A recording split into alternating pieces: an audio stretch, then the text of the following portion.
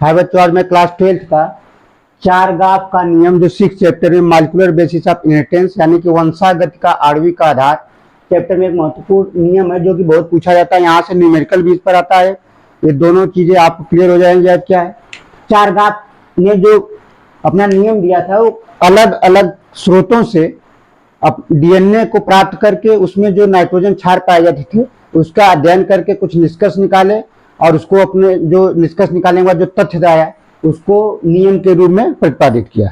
तो आपको देखना है इसमें कि सन 1950 में इरविन चारगाफ नामक वैज्ञानिक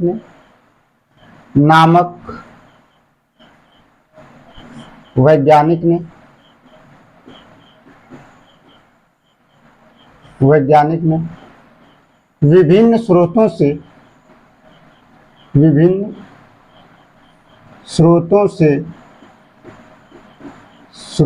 से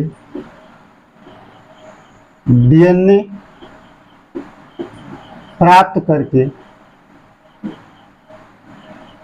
करके उसमें उपस्थित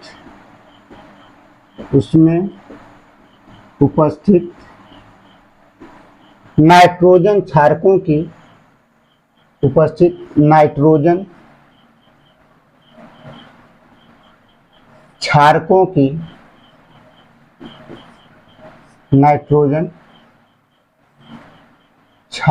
की मात्रा का अध्ययन करके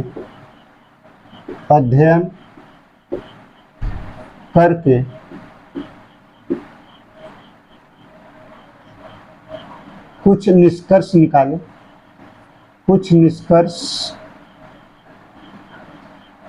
निकाले जिसे चारगाफ का नियम कहते हैं। चारगाफ का नियम कहते हैं।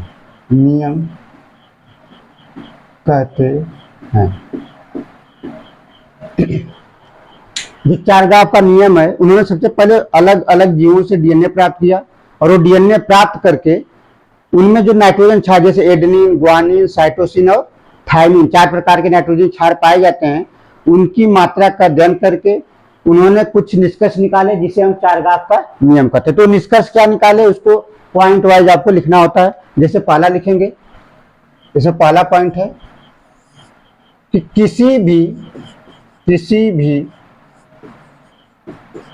कोशिका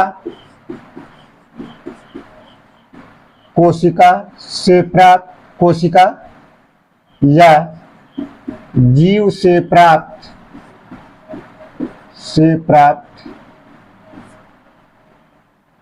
डीएनए में प्यूरिन की मात्रा प्यूरिन होते क्या है, तो ये होता है एडेनिन और ग्वानिन। प्यूरिन की मात्रा पिरिमिडीन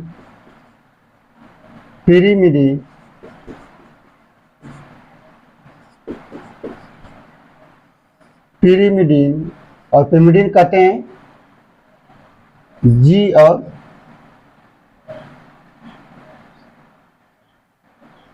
जो प्यूरिन होता है इसको बोलते हैं एडेनिन, ग्वानिन और इसको बोलते हैं साइटोसिन और थायमिन। किसी भी कोशिका या जीव से प्राप्त डीएनए में प्यूरिन की मात्रा पिरिमिडीन की मात्रा के बराबर होता है।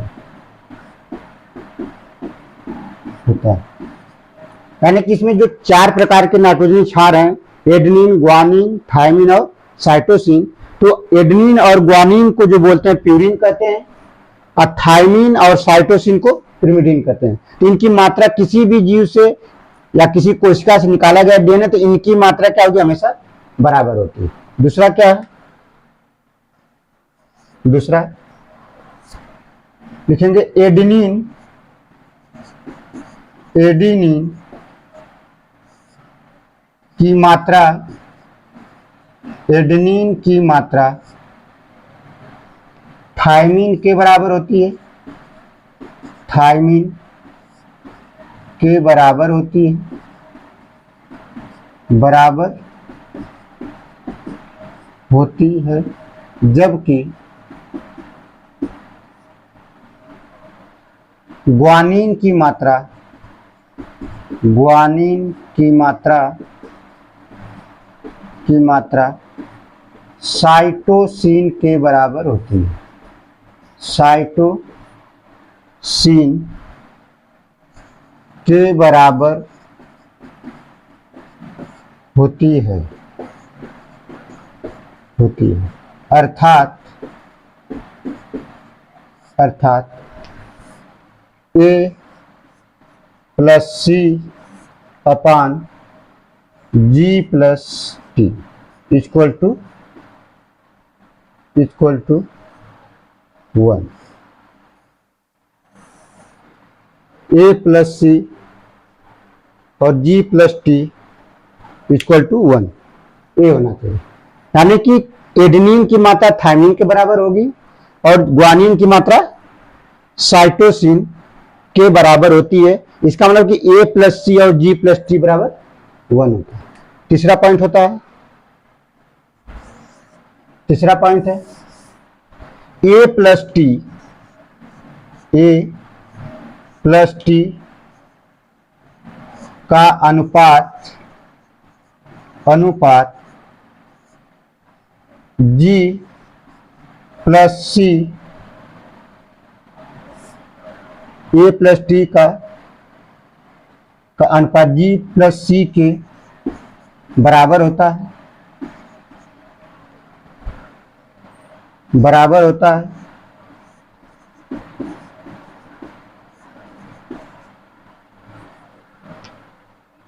यानी A प्लस टी का अनुपात G प्लस सी के बराबर होता है, परंतु एक ही जाति के जीवों में, एक ही जाति के जीवों में, जबकि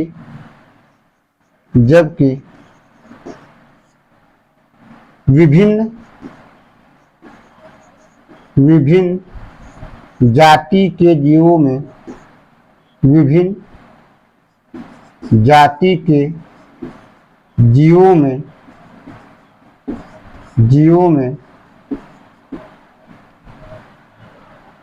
में यह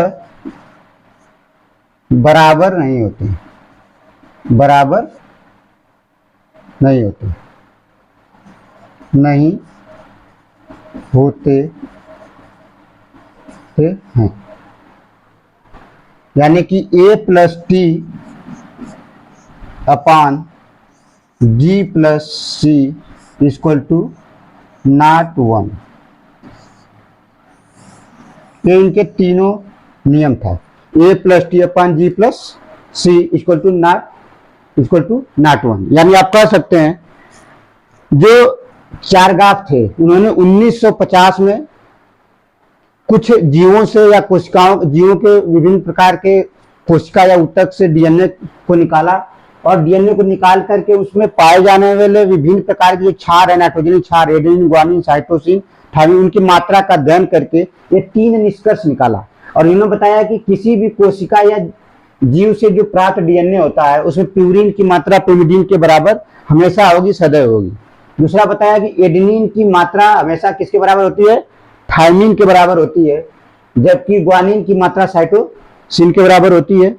इसका मतलब होता है कि A plus C upon G plus T, यानी कि एडेनिन प्लस साइटोसिन और ग्वानिन प्लस थायमिन बराबर 1 होता है। फिर उन्होंने कहा कि A प्लस टी का अनुपात G प्लस सी के बराबर होता है, परंतु एक ही जाति के जीवों में। लेकिन अगर एक जाति अलग अलग हो जाए, यानी कि विभिन्न जाति के जीवों में यह बराबर नहीं होती, यानी कि असमान होती। यानी कि A+T G+C का अनुपात 1 कब होगा? जब एक ही जाति का जीव होगा, और जब विभिन्न जाति के जीव हो तो ये बराबर नहीं होगा। तो जो फार्मूला लिखा रहता है ये विभिन्न जाति का लिखा है, यानी कि अलग अलग। ये क्या है?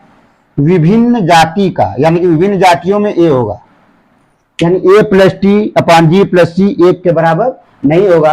और एक ही जाति का जीव होगा तो A+T/G+C बराबर 1 होगा। यहाँ पे लिखा हुआ कि A+T का अनुपात G+C के बराबर होता है, परंतु एक ही जाति के जीव। लेकिन ये जीव जब अलग अलग हो जाते हैं जाति के तो क्या हो जाता है? A+T/G+C का मान बराबर नहीं होता। यही 3 इनके निष्कर्ष थे, इसी को हम बोलते हैं चारगाफ का नियम। इसको पहले एक बार स्क्रीनशॉट लीजिए। इस पर क्वेश्चन कैसे पूछा था न्यूमेरिकल बोर्ड में और नीट जैसे परीक्षा में, इसको भी आपको देखना है। पहले आप इसका स्क्रीनशॉट ले लीजिए। क्लियर?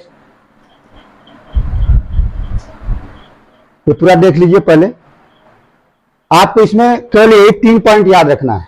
पहले तो ये आसानी से याद हो जाएगा कि प्यूरिन बराबर पिरिमिडिन होगा, और एडेनिन थाइमिन के बराबर होता है, ग्वानिन साइटोसिन के बराबर होता है।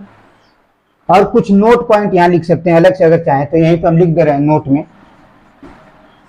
कि A बराबर T और G और C। इसका मतलब ये होता है कि इसमें 2 हाइड्रोजन बंध पाए जाते हैं, हाइड्रोजन बंध, और इसमें 3 हाइड्रोजन बंध पाए जाते हैं।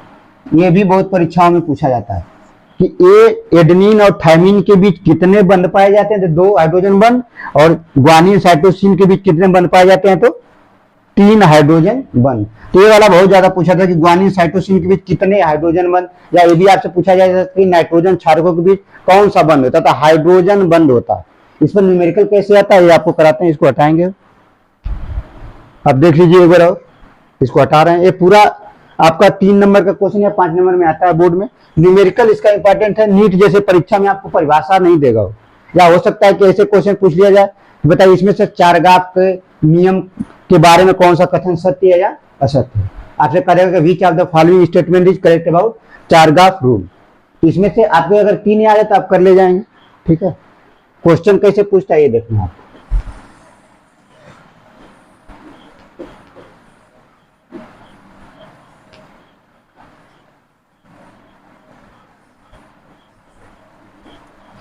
पहला क्वेश्चन है कि जो ये लिखे ये तो आपको बोर्ड में आता है। ये इस पर कुछ क्वेश्चन जो पूछे जाते हैं न्यूज जैसे पेपर या आपके क्लास 12th में भी, CBSE बोर्ड हो चाहे UP बोर्ड हो, दोनों में पूछा जाता है। हम आपको 2 न्यूमेरिकल हम करा दे रहे हैं ताकि क्लियर हो।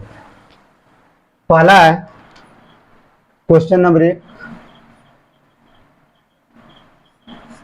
यदि द्विरज्जुक द्विरज्जुक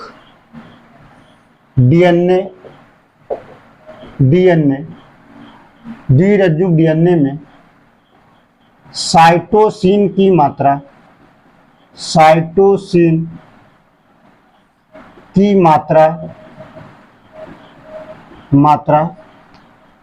30% है,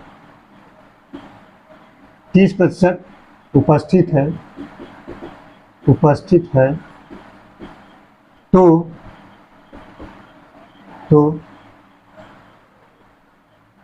ग्वानिन की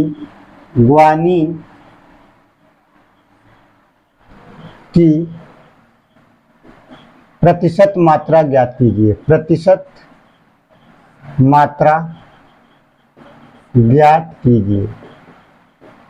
आपके एनसीईआरटी में एक्सरसाइज में भी क्वेश्चन दिया हुआ है, इसीलिए मैं इस क्वेश्चन को यहाँ पे लिया हूँ ताकि आपका एक ही साथ न्यूमेरिकल भी हो जाए और थ्योरी भी हो जाए। आपसे कह रहा है कि किसी डीएनए यानी द्विरज्जुकों में क्या था, डीएनए में 2 श्रृंखलाएं होती हैं, पॉलीपेप्टाइड 2 श्रृंखलाओं का बना होता है, डबल हेलिक्स जिसको बोलते हैं। तो द्विरज्जुक डीएनए में अगर साइटोसिन की मात्रा, यानी ये क्वेश्चन में क्या कर दिया, देखिए 4 क्षार होते हैं डीएनए में, एडेनिन, ग्वानिन, साइटोसिन और थाइमिन। ठीक, इन सबको अगर आप जोड़ देंगे तो परसेंटेज जब बात आ जाती है तो कितना हो जाएगा, 100%। जब भी प्रतिशत आता है तो आप आउट ऑफ 100 निकालते हैं, 100 में निकालते हैं। अब देखिए क्वेश्चन क्या है, आपको इसकी मात्रा दे रखा है क्वेश्चन में कि 30%। क्वेश्चन में क्या लिखा है, साइटोसिन की मात्रा 30% दिया है और आपको अब यहाँ लगाना पड़ेगा चारगाफ रूल। वहां पे हमने अभी एक यहाँ पे इस सवाल को नोट करने से पहले आप देख लेंगे कि नोट में जो चारगाफ रूल ने बताया था कि ए बराबर क्या होता है, टी होता है, और जी बराबर क्या होता है, सी होता है। ठीक, जो दूसरा पॉइंट उसमें निष्कर्ष निकाले थे कि एडेनिन की मात्रा हमेशा थायमिन के बराबर होगी और ग्वानिन की मात्रा हमेशा साइटोसिन के बराबर होगी। अब देखिए जब साइटोसिन की मात्रा दिया है, ठीक, तो साइटोसिन के ही बराबर क्या होगा, ग्वानिन होगा। यानी 30% साइटोसिन है तो 30% ग्वानिन भी होगा। क्यों? क्योंकि यहां से होगा साइटोसिन जितना प्रतिशत होता है उसके बराबर ही कितना होता है, ग्वानिन भी होगा। जितना प्रतिशत एडेनिन होगा तो उसके बराबर ग्वानिन साइटोसिन नहीं होगा, लेकिन थायमिन होगा। ये रूल के अनुसार होता है, इसी से आपको न्यूमेरिकली निकले। यानी कि यहाँ पे 30% दिया है तो आप प्लस क्या कर लेंगे, यहाँ पे कर लेंगे, ये भी क्या आ जाएगा 30%, इससे निकल जाएगा। तो इसको निकालने का तरीका ये है, साल जब करेंगे इसका सोल्यूशन क्या हो जाएगा, ऐसे निकालते कि ए प्लस टी बराबर जी प्लस सी, यही तो है, ए प्लस टी बराबर जी प्लस सी होता है। आपको पता चल गया कि जी और सी कितना हो गए, 30% और 30%, यानी कि 30% ए है, 30% ए। ये क्या हो गए, तो इनकी भी मात्रा दोनों की बराबर ही है, जितना बराबर ये होता है इतने बराबर ये होता है। यानी आप कह सकते हैं कि a प्लस टी बराबर कितना हो गया है, 60, लेकिन इनकी मात्रा है, ठीक है ये।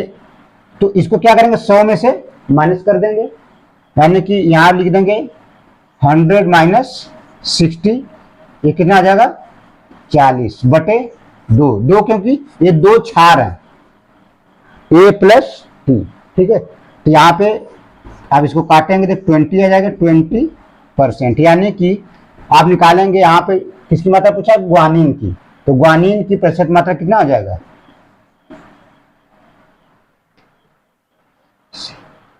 ग्वानिन की प्रतिशत मात्रा हो जाएगी 20%, 20%, ऐसे निकलेगा। यानी कि आप समझ सकते हैं, कुछ आपको ये भी लगेगा कि थोड़ा कम समझ में आ रहा है, कुछ नहीं करना, जितना प्रतिशत इसका दिया है उसका जस्ट डबल कर दीजिए और 100 में से माइनस करके उसको 2 से भाग कर दीजिए। यानी अभी 30 दिया था तो 30 60 हो जाएगा, 100 में घटाएंगे 40, अब बटे 2 कर दीजिए। तो ये ग्वानिन जितना आएगा उतना ही, ग्वानिन बराबर क्या हो जाएगा, साइटोसिन, ग्वानिन के बराबर साइटोसिन होता है। यानी ए प्लस टी अपन जी प्लस ए बराबर होता है। अब यहाँ पे आपको साइटोसिन की मात्रा दिया है, यहाँ ग्वानिन की पूछा है, तो ये सबका आपको पता चल गया यहाँ पे। यानी कि जितना ग्वानिन दिया हुआ है उतना ही क्या होगा, साइटोसिन होगा। तो ग्वानिन साइटोसिन दोनों पता चल गया, इसके साथ एडेनिन का भी पता चल जाएगा और इसका भी पता चल जाएगा। हम यहाँ पे कह सकते हैं कि यहाँ पे जो ए प्लस टी बराबर जी प्लस सी है, तो जी की वैल्यू यहाँ पे साइटोसिन की दिया 30, तो ग्वानिन की भी हो जाएगी 30। और यहाँ पे जो वैल्यू निकालेंगे ए प्लस टी, तो यहाँ पे ए प्लस टी जो आएगा कितना आ जाएगा, यहाँ पे 20%। यानी कि यहाँ पे ए बराबर टी, चाहे एडेनिन और ग्वानिन की जो प्रतिशत मात्रा होगी 20% होगी। यानी कि ए बराबर भी 20% होगा और टी बराबर भी 20% होगा, जबकि ग्वानिन आपका जी जो है 30% हो जाएगा और ये जो हो जाएगा आपका साइटोसिन दिया ही पहले से था 30%। आप देखेंगे जोड़ेंगे तो ये हो जाएगा टोटल 100%। ये एक क्वेश्चन और करा दे रहे हैं ताकि आपको क्लियर हो जाए। एक क्वेश्चन और करा दे रहे हैं आपको।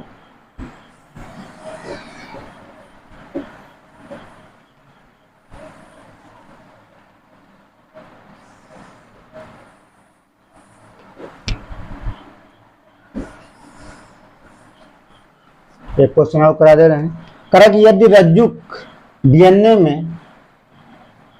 में एडेनिन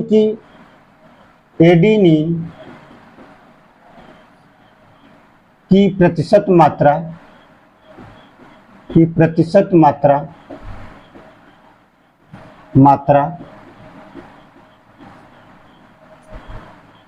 20% है,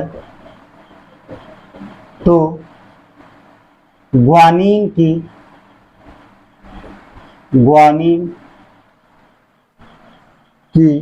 प्रतिशत मात्रा बताइए या ज्ञात कीजिए। प्रतिशत मात्रा ज्ञात कीजिए।